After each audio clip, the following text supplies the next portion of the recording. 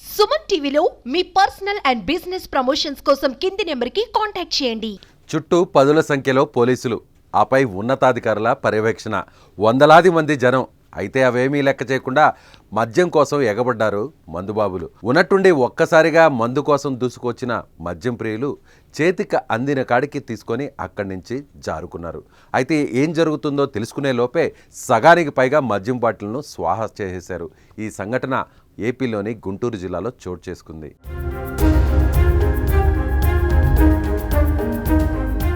ఈ ఏడాది ప్రారంభంలో జరిగిన అసెంబ్లీ ఎన్నికల సమయంలో పట్టుబడిన అక్రమ మద్యం బాటిళ్లను పోలీసులు ధ్వంసం చేస్తుండగా కొందరు మందుబాబులను వాటి చేతబట్టుకొని ఉడాయించారు.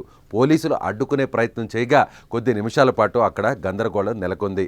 ఏకంగా పోలీసుల కళ్ళెదుటే మందుబాబులు మద్యం సీసాల కోసం ఎగబడడం స్థానికంగా చర్చనీయాంశంగా మారింది.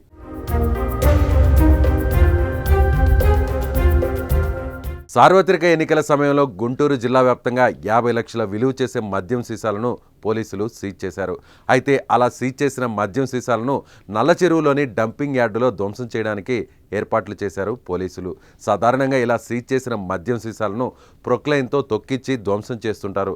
అయితే ప్రొక్లైన్ అక్కడికి చేరుకోవడానికి కొంత సమయం పట్టింది. ఈలోపు పోలీసులు మద్యం సీసాలను రోడ్డుపై పేర్చారు.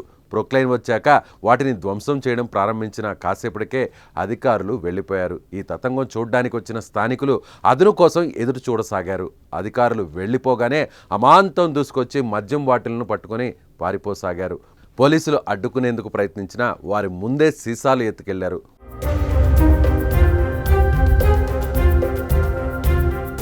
వాళ్ళను పట్టుకున్న పోలీసులు ప్రశ్నించగా వృధాగా మద్యాన్ని నేలపాలు చేస్తుంటే చూస్తూ ఊరుకోలేకపోయాం సార్, క్షమించండి సార్ అంటూ కహానీలు చెప్పసాగారు.